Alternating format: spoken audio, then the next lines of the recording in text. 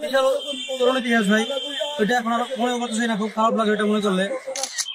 যদি সৌন্দর্যের দিক থেকে বলি তাহলে আসসালামু আলাইকুম বাংলাদেশ। পায়ে হেঁটে মাদারীপুর থেকে আমরা দুই ভাই সিয়ামউদ্দিন ও সায়েমউদ্দিন 64 জেলা ভ্রমণে বেরিয়েছি। আলহামদুলিল্লাহ আজকে আমরা ঢাকা আছি। আজকের মধ্য দিয়ে আমাদের 51 নম্বর জেলা শেষ হলো। শুকরিয়া আল্লাহ তাআলার কাছে, যে মহান রব। আমাদের ইচ্ছা তার পৃথিবী ঘুরে দেখবো। আল্লাহ তাআলার কোরআনে আয়াত আছে, তোমরা আমার পৃথিবী ভ্রমণ করো, আমার সৃষ্টি ঘুরে ঘুরে দেখো, আমার সৃষ্টি সম্বন্ধে জ্ঞান অর্জন করো। তো ওই আল্লাহ তাআলার ওই হুকুমকে বাস্তবায়ন করার লক্ষ্যে বা আমল করার লক্ষ্যে আমাদের সফর বলা যায়। তো আলহামদুলিল্লাহ আল্লাহ তাআলা আমাদেরকে শক্তি দিয়েছেন, ইচ্ছা শক্তি দিয়েছেন এতটা পথ ভ্রমণ করার জন্য। আলহামদুলিল্লাহ আমরা এখন ঢাকা আছি। তো আমরা এই ভ্রমণ শুরু করি বিগত 26 জানুয়ারি 2025 আমাদের নিজ জেলা মাদারীপুর থেকে।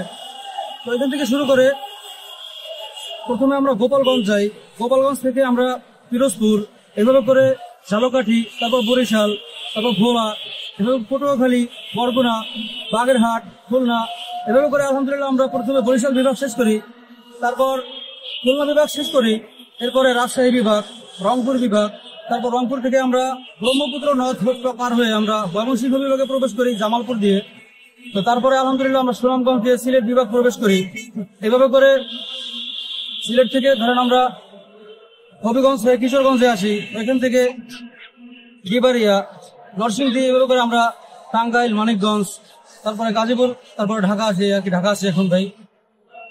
আপনাদের মাথায় এই আইডিয়াটা কিভাবে আসলো, কখন আসলো? আমরা দুই ভাই, আপন ভাই, আমরা দুনো ভাই কোরআনের হাফেজ আলহামদুলিল্লাহ। তো যেহেতু আমাদের ভিতরে কোরআনের একটু জ্ঞান আছে, তো ওই ক্ষেত্রে আমরা আল্লাহ তাআলার কোরআনের একটা আয়াত আছে সূরা আনআমের 11 নম্বর আয়াতে। তো আল্লাহ তাআলা ওইখানে আয়াতটা তো আমি বললামই, ওইখানে আল্লাহ তাআলা বলেন যে আমরা আমার পৃথিবীতে তোমরা ভ্রমণ করো, এই বিষয়ে আর কি। তো ওই আয়াত থেকে উদ্বুদ্ধ হয়ে বলা যায় আমাদের সফরটা।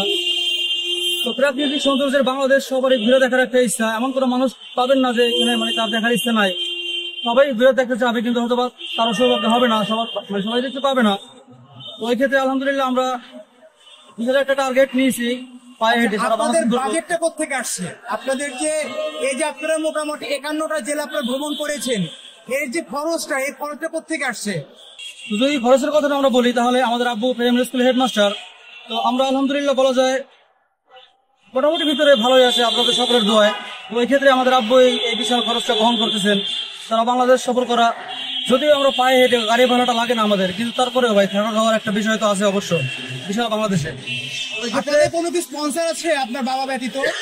এখন পর্যন্ত তেমন কোনো স্পন্সর নাই অ্যাকচুয়ালি, কিন্তু আমাদের কিছু পরিচিত বড় ভাই আমাদের মোটামুটি একটু সাপোর্ট করছেন আর কি, তাই আর কি ভাই। সারা বাংলাদেশের 64 জেলা, এত বিশাল বাংলাদেশ, হয়তো বিশ্বের মানচিত্রে বাংলাদেশ ছোট, বাট আমাদের নিজস্ব চোখে তো বাংলাদেশ অনেক বড়। তো এই বাংলাদেশের 64 জেলার 51 জেলা ভ্রমণ করতে পারছি, অনুভূতি ভাই ভাষায় প্রকাশ করার মতো না, এই আর কি। কোনো স্মৃতি থাকলে আমাদের একটু বলো। ভ্রমণ করতে গিয়ে কোনো জেলায় তেমন কোনো সমস্যায় পড়তে হয় নাই, বাট ঠাকুরগাঁও জেলায় আমরা যখন যাই দুঃখের সহিত বলতে হয় ভাই, তখন আমরা কোথাও থাকার কোনো জায়গায় পাই না অ্যাকচুয়ালি। আমাদের রাত্রে কি বলবো আর কি, রাস্তায় থাকতে হয়েছে। রেল স্টেশন কাটাইতেছে আমাদের ওই দিনের রাত, ঠাকুরগাঁও জেলার রাত। এটা আমি আরো আগেও পাবলিক কাছে শেয়ার করেছি। অনেক বিশাল তরুণ ইতিহাস ভাই। ওইটা এখন আর মনে করতেছি না, খুব খারাপ লাগে এটা মনে করলে। তো আলহামদুলিল্লাহ এছাড়া মোটামুটি সব জায়গায় আমাদের অনেক ভালো কাটছে ভাই। সবাই আমাদের ভালো আদর আপ্যায়ন করছেন, মেহমানদারি করছেন, সবার জন্য মন থেকে দোয়া। যদি সৌন্দর্যের দিক থেকে বলি তাহলে সিলেট বিভাগ এগিয়ে থাকবে। আপনারা সকলে জানেন সিলেট বিভাগ যেহেতু হাওর বাওরের অঞ্চল বা পাহাড় পর্বত, চা বাগানের অঞ্চল, মানে নৈসর্গিক একটা বিষয় বলা যায়, মানে ভাষায় প্রকাশ করার মতো এত সুন্দর লাগছে। আর যদি মানুষের আচরণের কথা বলি তাহলে ময়মনসিংহ বিভাগ এগিয়ে আছে আর কি। ওইখানে আমরা যখন যাই মানে তাদের কি বলবো, তাদের অতিথি পরায়ণতা ভাই অন্যরকম, অনেক অনেক। আপনারা কয় তারিখ থেকে শুরু করেছেন? আমরা বিগত 26 জানুয়ারি 2025 আমাদের নিজ জেলা মাদারীপুর থেকে শুরু করেছি। মানে কতদিন যাবত? আজকে কতদিন চলে? আজকে তো 17ই মার্চ সম্ভবত, নাকি 17 তো সব ধরেন 17-26 ওই 51-52 দিন চলে আর কি। 51-52 দিনে আপনি 51টা জেলা কিভাবে করলেন? কিভাবে করছি এটা কি সম্ভব? সম্ভব করছি আর কি। মানে আপনি কি হেঁটেই গেছেন নাকি কোনো সময় গাড়ির কোনো সহযোগিতা নিয়েছেন বা ধরেন সাপোজ আমরা ধরেন মাদারীপুর থেকে বিকালবেলা রওনা করি, মানে আমাদের নিজস্ব জেলা থেকে মাদারীপুর থেকে রওনা করে আমরা গোপালগঞ্জের ভিতর ঢুকে যাই। ওই দিন রাত্রে হয়ে যায় প্রথম দিন আর কি। তো গোপালগঞ্জ শহরে যাইতে আমাদের হয়তোবা 9টার মতো বাজে ওই দিন প্রথম দ্বিতীয় দিন আর কি। তো ওই গোপালগঞ্জ শহর থেকে আমরা সারাদিন হাইটা আমাদের পরের জেলা পিরোজপুরের ভিতরে ধরেন আমরা ওই দিন সম্ভবত মাগরিব পর্যন্ত হাঁটতে হয়েছে। দ্বিতীয় দিনের কথা বলতেছি আর কি, ওইটা পর্যন্ত সব বুঝতে পারবেন। তো ওই মাগরিব সন্ধ্যা পর্যন্ত হাইটা আমরা পিরোজপুরের পরের জেলা পিরোজপুরের ভিতরে ঢুকে যাই, বুঝতে পারছেন, সারাদিন হাইটা। তো ওই যে আবার যতটা আমরা বাকি থাকে ওই পরের দিন আবার পিরোজপুর শহর থেকে দালুকাঠি ধরেন শহরে না যাইতে পারলেও মোটামুটি 5-7 কিলোমিটার দূর পর্যন্ত যায় থাকি। ওইটা আবার পরের দিন সকালে মানে কভার করি, এইভাবে করে আমরা ঈদ কোথায় করার চিন্তা ভাবনা? এইটাই আমাদের সবচেয়ে বড় একটা বিষয়। ধরেন যদি ঈদ সামনে না থাকতো তাহলে হয়তো আমাদের আরো 10-15 দিন সময় আমরা মানে নিয়েছিলাম। যেহেতু ঈদ সামনে, ঈদ পালিত করার চিন্তা ভাবনা করে আমরা আমাদের শরীরকে প্রচন্ড প্রেশার দিতেছি আর কি। ঈদ পালিত করবো ইনশাল্লাহ।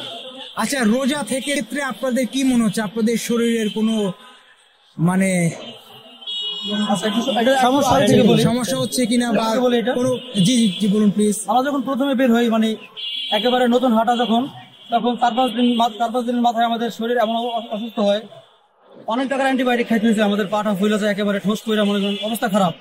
ডাক্তার আমাদের হাঁটাই মানে বন্ধ করে দিয়েছিল 4-5 দিন, অথবা শুনি নাই, কিন্তু আবার মানে বেশি করে মানে হাঁটা চালায় গেছি। তো ওই ক্ষেত্রে আমাদের পায়ের অবস্থা একটু বেশি খারাপ হয়। তো যখন আমাদের পায়ের অবস্থাটা মানে এরকম করতে করতে প্রায় 20 দিন লাগে ভালো হইতে, যেহেতু হাঁটা রানিং ছিল। তো এখন যে আমাদের শারীরিক অবস্থা সত্যি খুব ক্লান্ত হয়ে যায় সারাদিন হাঁটা পরে, কিন্তু আর পায়ের অতটা অসুস্থ হয় না বা সমস্যা হয় না, বুঝছে।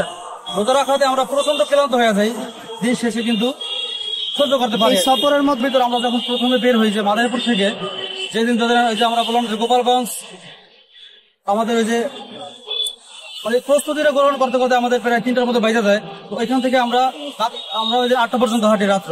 হাঁটার পরে আমাদের গোপালগঞ্জ মোটামুটি 15 কিলোমিটার থাকে।